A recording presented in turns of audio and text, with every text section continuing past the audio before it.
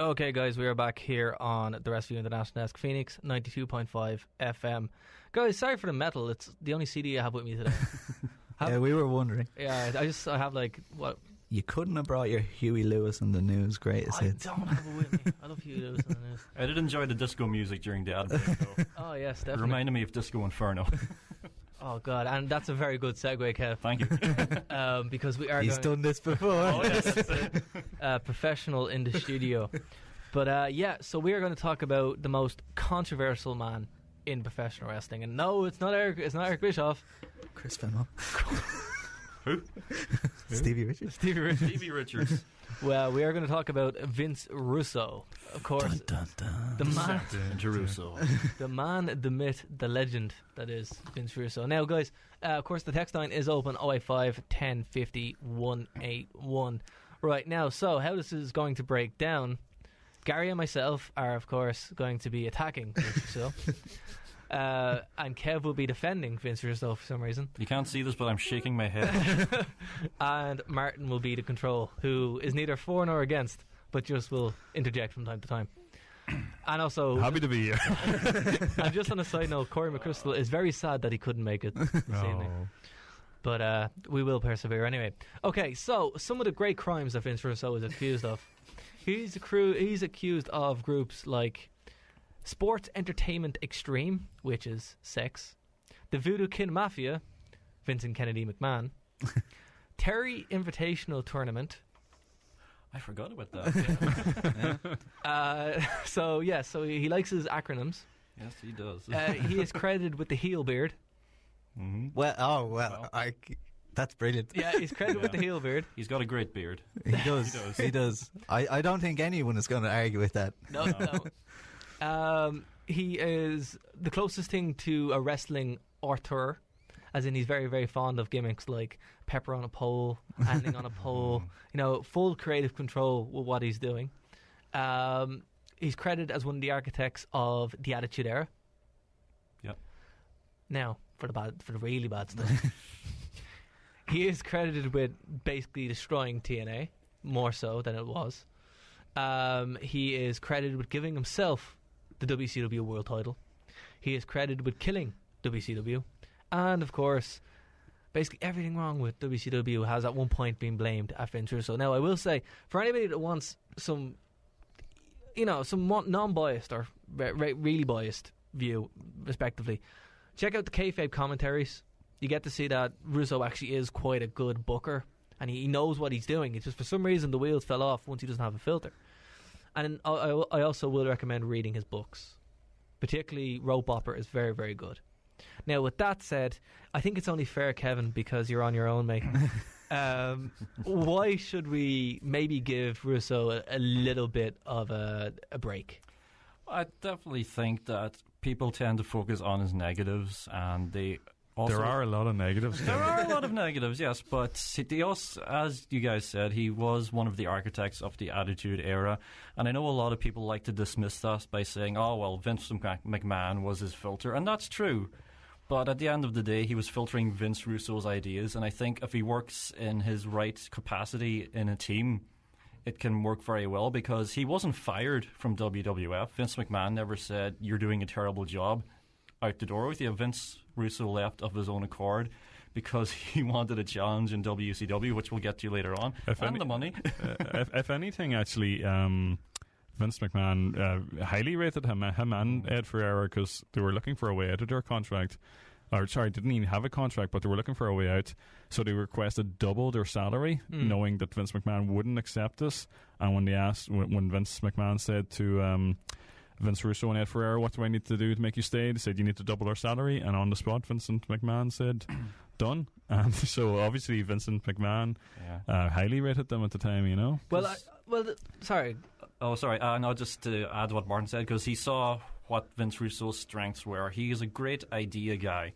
He's a great big picture guy, but even he admitted it in Rope Opera himself, which I finished last week, that he's not so good at the details. He's not so good at the polishing off. So he would give Vince an idea. Ferrara would do the writing, I assume, and Vince would say, okay, we won't do this, we'll polish this, we'll change this a little. and then what they would come out with would be a good product. It's an era. The Attitude Era is an era that is looked fondly upon. Very by rose fans. tinted. Very rose tinted. I agree. The work on this one, the work that Gary mainly is doing on the Attitude Era on the show, really illustrates that not everything in the Attitude Era was. There was a lot awesome. of stuff thrown at a wall and seen what stuck. We haven't even got to 1999 yet, which I can't wait for. We're choppy PPM. Oh, good Lord. I actually stopped watching wrestling in 1999. Well, I don't know. I can't remember the exact reasoning, but I just remember not liking it anymore, and I thought I need a break from this. There was a lot of lows in the Attitude Era, but I think the highs were so high. There was few highs, but they were so high they just and as you always say, Dara, history will always favour the winners. That's it. They'll be able to rewrite and spin a tale. Exactly. I tell you what's weird, guys. We've never got a WWE hatchet job of Vince Russo, and I think that's because if they did, they'd be killing their sacred cow of the Attitude Era.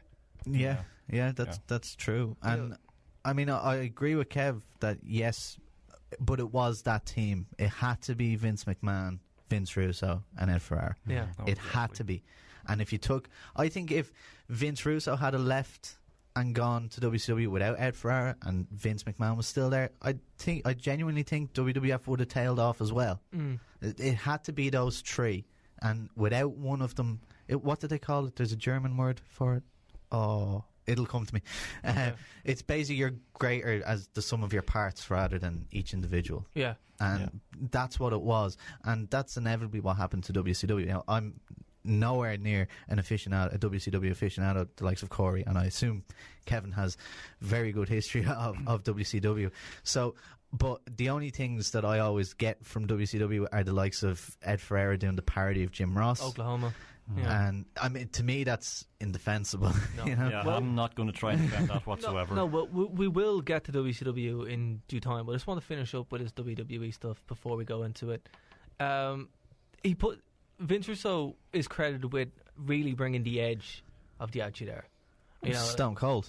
The Stone Cold stuff, but also Crash TV, Crash TV, exactly what it is. But you had your Satanism with the Ministry stuff, Taker, the New Brood stuff, the vampirism. That was my favourite Undertaker gimmick, just for the record. I really loved his Ministry of Darkness stuff. I hate it too, Mark. Really? Oh, man. I liked the goatee. That was pretty. That was amazing. I was a goth kid, so maybe that's why. Okay, fair enough. But on the team, the three of them, were what they achieved.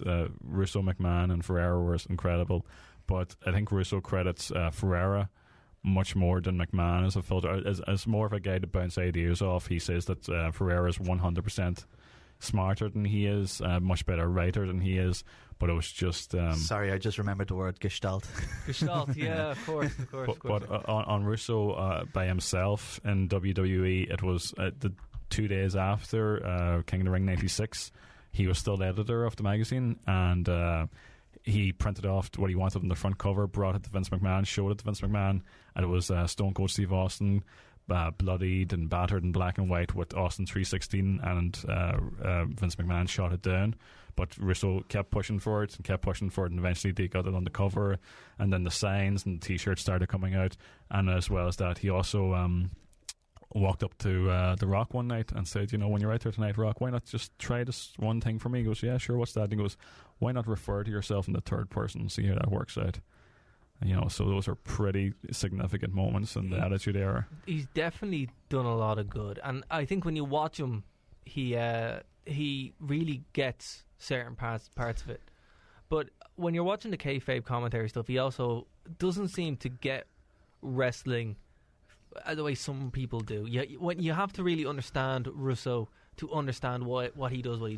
What he does is actually due to the way he thinks about wrestling. And basically, Kevin, you can go into this a little bit and kind of explain it, because you do get it from his book, yes, how he sees wrestling. So talk about it there, sir. Well, again, as you said, he doesn't look at wrestling as a wrestling purist would look at it. He doesn't consider a 5-star wrestling match entertaining for reasons not even I don't even understand.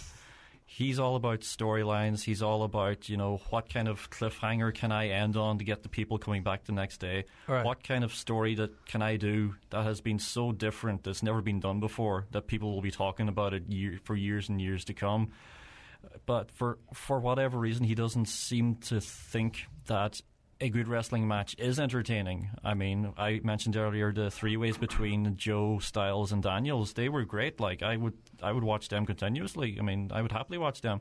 But he's more on the entertainment side of things. I mean, he was referred to as a booker here. I think it was in kayfabe commentaries and in his book as well. He made clear that he doesn't want to be called a booker. He calls himself a writer. Yeah. And he always makes the distinction that a writer writes television shows. Yeah, but that's true. And, you can really look at WWE at the time as a television show. Would you agree, Gary? Yeah, that's what I was just about to say. And to back Kevin's point where he says, he doesn't see, as say, like a 25-minute 5-star stellar match as entertaining. And that's why the match quality during the Attitude Era... Oh, the what match quality? Exactly. Particularly on the Raws, because pay-per-view you had to kind of go all out. And that's where all the gimmicky stuff that he was very much into came into. But I can't, and when we go through the Attitude Era stuff, I'd say you'd be hard pressed to find a match that goes a half hour on Raw during that time. Yeah. Just as an explanation, that is the one thing I wanted to put out tonight. I kind of researched a little bit on Russo and the build up to this, but the one thing I wanted that stood out to me was there are 4 of us in the room tonight, Raw wrestling fans. I'm sure when we first seen wrestling and we first realised we liked wrestling, we probably all had that one thought that everyone else has. I want to be a wrestler when I grow up, and through whatever happens, you realise you wouldn't be cut out for it. You haven't got the look or whatever. Yeah. Then that fades. But at no point, and not only did he never want to be a wrestler, he enjoyed watching it. But at no point did he even believe, even as a youth, he never believed that any of it was real. And from the day one, he wanted to write. He went to. What wrestling school was it? I think it was in Long Island, and he went there not to learn how to wrestle, but just to learn the business side of things. I just found it very odd that at no point did he ever want to be a wrestler. Ed Ferreira wrestled on the Independence in California. Bruce Bodine, I think so. Used, yes. And Vince McMahon always wanted to be a wrestler, and his father kept him out of it. But at no point did Russo ever want to be a wrestler. Even when he went to do his training in the wrestling gym, it was purely just to see how the business was run. So I think that maybe I don't like that this person got into wrestling and was such a huge part of wrestling, but I do like how he got into wrestling. I like how he tried to contact Linda McMahon rather than going straight to Vince McMahon. Yeah, it's very smart. That was very smart. Yeah. But the weird thing about it is, history portrays him as some idiot, and he's really not. He's different. He's totally different, yeah. He's just different, and I can't compare him to anyone else. I don't know anyone else. You watch all the documentaries that the WWE released on DVD, that be on Netflix, anything at all, any interview you ever see is, when did you realise I wanted to be a wrestler at such and such point? Or, the Bobby Heenans, the Jim Rosses, they all wanted to start, when they started out, they wanted to be wrestlers. It didn't work out for them, but at no point did Russo ever want to be. I find it so strange. Well, speaking of strange, I want to jump into WCW stuff, and I'm not going to go too far into it because it's very self-explanatory. Go from late 1999 up to 2000, right? It's a year, and that year did so much damage to WCW that it basically folded the very next year. So I'm going to name some angles here for you, Kev. Right? Anything involving David Flair. Oklahoma, of course, you can't. No, I'm not going to defend that. You can't. Really? You're not going to defend that? That was wrong. There was nothing good about that angle at all whatsoever. The Buff Bagwell wheelchair incident. Jeez. You were on a loser anyway. Buff Bagwell was involved in it. Yeah. And of course, the two biggest ones, well, a few biggest ones, Jay Leno's involvement. Was he responsible for that? I think that happened when Bischoff was still in charge. That happened when Bischoff was in charge, but it kicked off the celebrity thing, which would eventually end with David Arquette.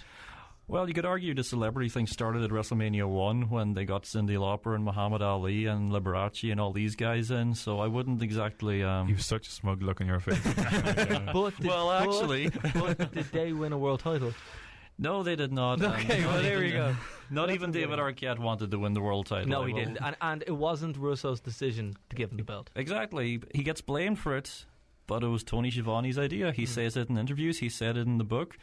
And again, Russo was when he first was brought into WCW, he was to be the creative director. And then he was told, you know what, you're going to be part of a committee. You're going to be part of a team. And they were having their production meeting, and it was decided, okay, it's just going to be a normal match. DDP's going to win. And Tony Schiavone said, well, what happens if David Arquette wins? Russo calls them all back, puts the idea out there. Everyone says, great idea. And no one says, oh, you can't do that. So they went ahead and they did it. And fair enough, he puts his hand up and says, yes, I okayed it, so the blame will come to me. But at the end of the day, it wasn't his idea.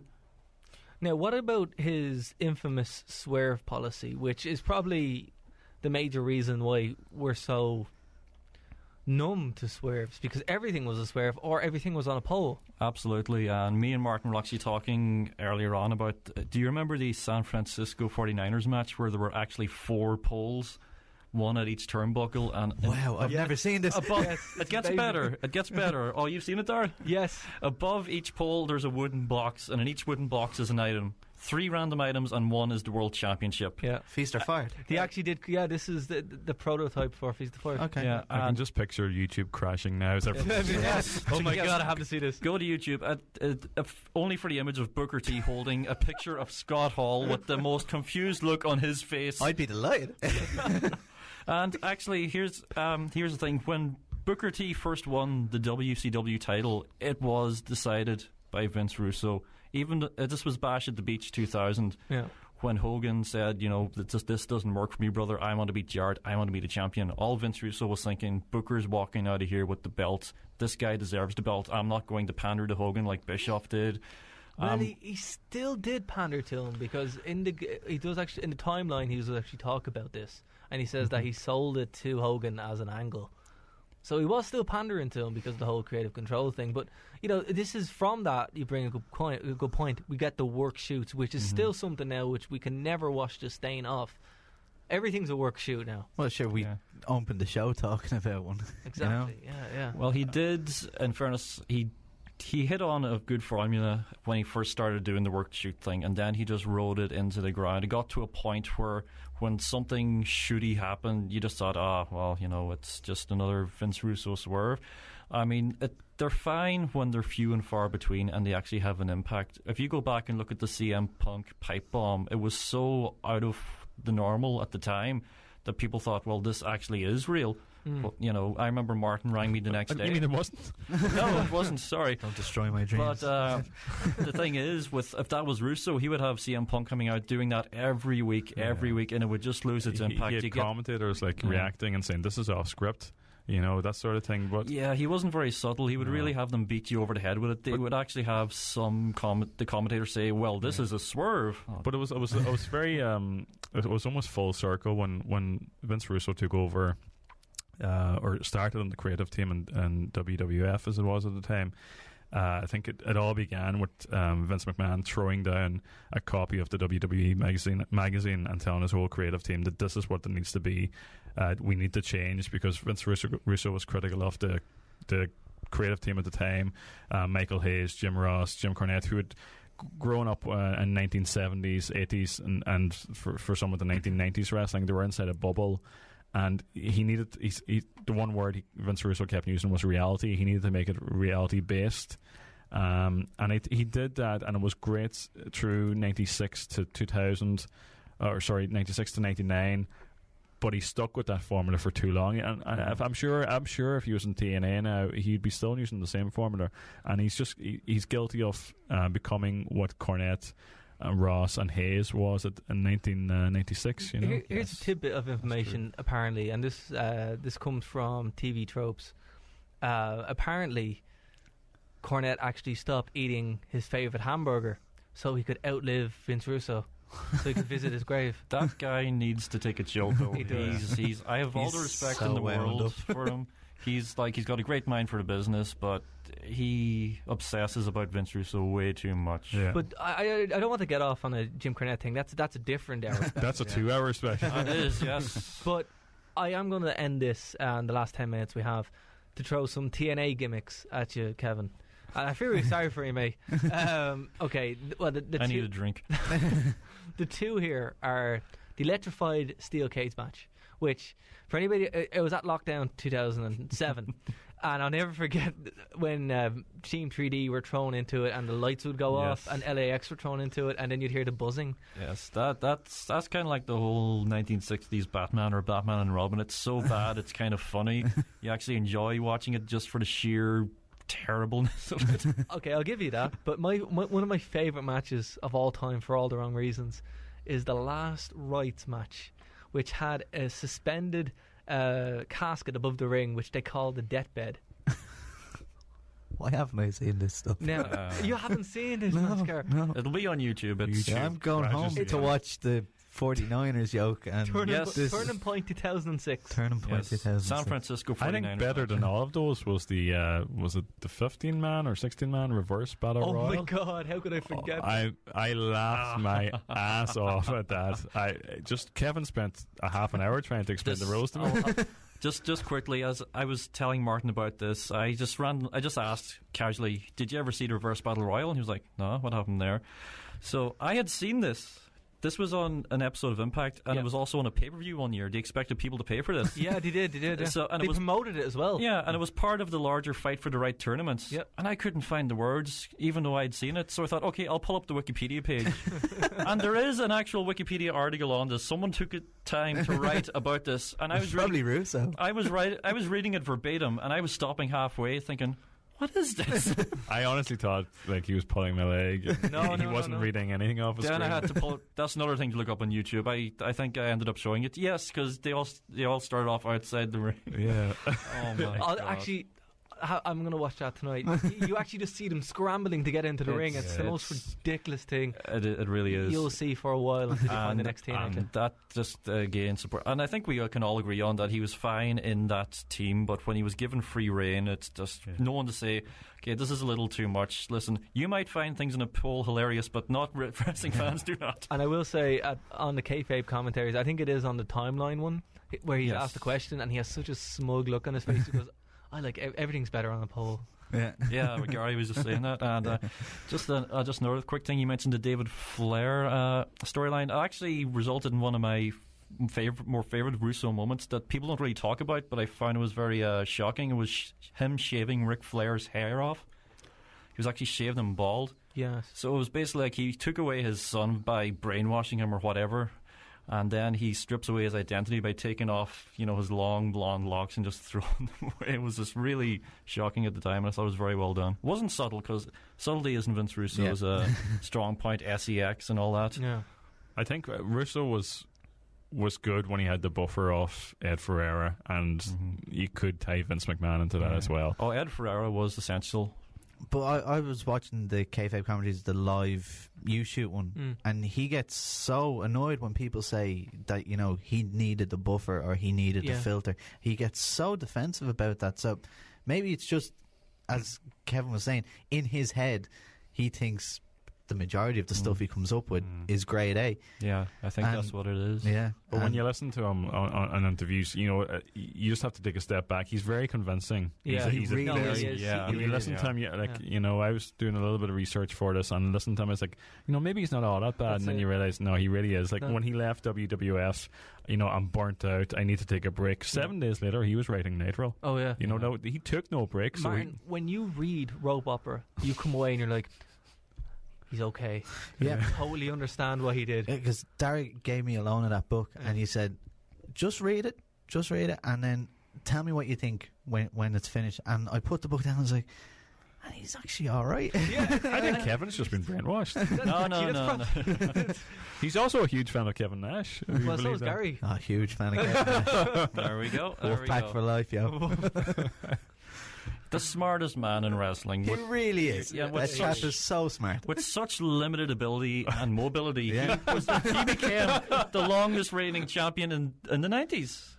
What a hero. The WWF. I mean, He's such a smart guy. I just one last thing on Nash. Okay. I was watching the You Shoot with Nash, and he was saying, you know, because like one of the questions was why were you so lazy in the ring and stuff, and he said he remembers his first match that he had with Hulk Hogan, and he really wanted to impress Hogan, so he got him in like a proper tight headlock, and Hogan just goes, "Brother, they've already paid." So he was like, "All right," so he just started working lazy. Genius, absolute genius. He's also very funny as well. We were me and Martin watched the infamous Sid promo. Oh my god! I loved Kevin Nash in TNA. Yeah, he I was. loved He's him in amazing. TNA. If, Walk Chet it Lemon. off, Alex. See, when he came back, when he came back in 2011 with Booker T, why they made Booker T a commentator and not Kevin Nash is beyond me. I Or don't know. just the two of them. It was awesome. Imagine Black Snow and Chet Lemon doing NXT. It was awesome. Amazing. All right, guys. So we are going to have to wrap it up here for this week on Phoenix 92.5 FM. But, of course, Martin and Kevin, thank you so much for coming on. Guys, Thanks quickly, for having us. As sponsors of the show, plug it out there. Just to say that we're having a Halloween sale starting tomorrow for 1 week, or all the prices are 50% off. Still free delivery all over the world. And we're also, actually, Kevin, if you want to tell them about the table quiz. Yes, we're having a Survivor Series table quiz the 20th of November in the Clifton Courts at 8 o'clock. So you can get team tickets. They're €20 a pop per team. If you go to TwoCountTV.com, you'll be able to pre-order them on there. And you can also order them on the Facebook shop. Our Facebook page is facebook.com/TwoCountTs. Twitter page, twitter.com/TwoCountTs. Fantastic. And Gary, what's your Twitter, sir? It's at WViDesk. All right, brilliant. And when you come back next on the show, you will be able to give us live feedback of the live Raw. Yeah, So, hopefully. All right, guys. So we will see. If I don't get lost in Vegas. So, guys, until next week here on the Wrestleview International Desk, this has been Phoenix 92.5 FM. We'll see you next week, live at 9 p.m.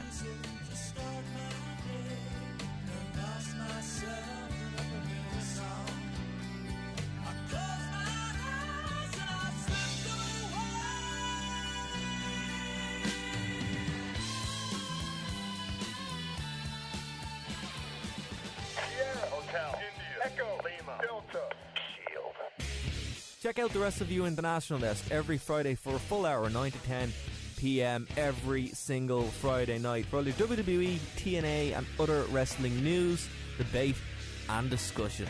With myself, Dara O'Connor, Corey McChrystal and Gary Herden. We'll see you then.